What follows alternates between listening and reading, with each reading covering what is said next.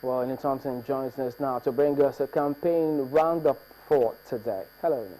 Hello, Chamberlain. Good evening. Well, today we bring you a story of PDP campaigning in Ekiti State, and a not so good news coming from Oyo State. There's a PVC controversy going on there. Scenes like this seem to have come to stay in the Nigerian polity, at least until 24 hours before the election on March 28. And for people like the governor of Ekiti State, Ayo Fayose, there's need to add a little fun to it.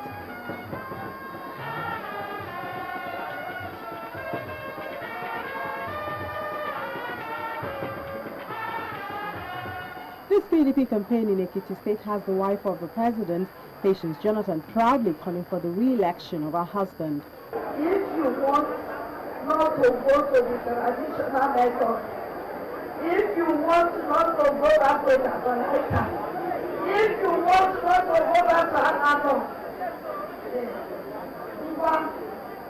vote PDP. The reward is enough for the wise. Meanwhile, the Oyo State Police Command has arrested a man with 4 permanent voter cards and 10 temporary voter cards in Ogbomoso.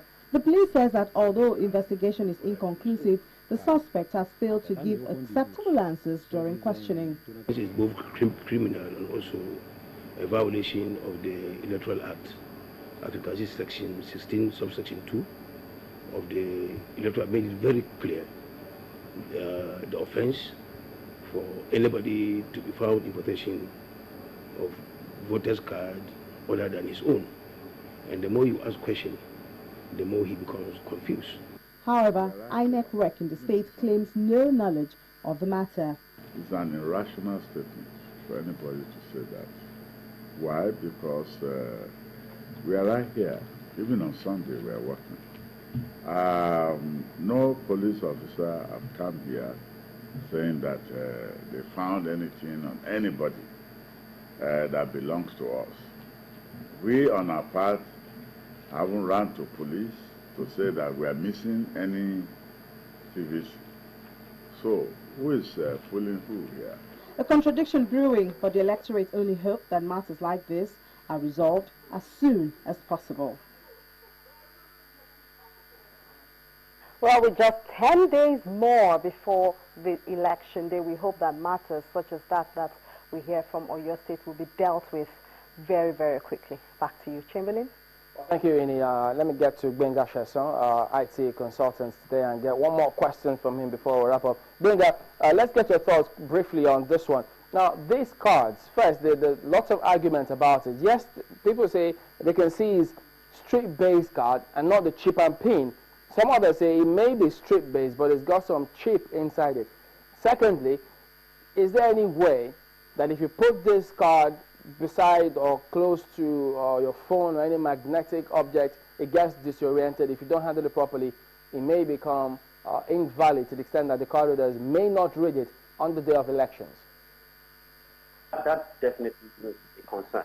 As far as the testing of those cards are concerned, I think everyone has seen what INEC did. So the problem really isn't as much as the cards being tampered with by signals from the phone.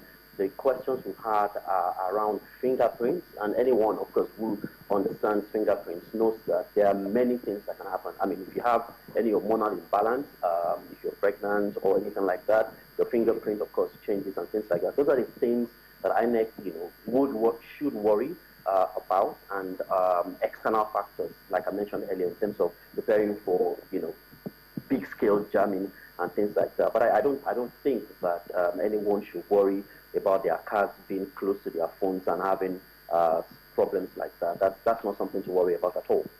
So much indeed, Benga Sheson, an IT consultant. Gentlemen, let's wrap up with this comment now. Now, from the look of things, this March 28 days, we're 10 days away from this big day. If we have over 80% PVC collection and distribution rates, PVC distribution rates, do we have any reasons not to hold elections? I think the aspiration of the chairman of INEC, he said he will be happy at 65%. And I think he gave his reasons for that. I don't think you can get it 80%, you know, on the average across the nation. I doubt it very much. Even though that's what they have released.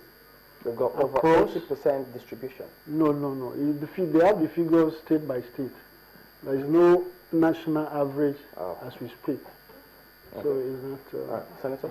But I think the most important thing is distributing the PVCs to the various units, collection units.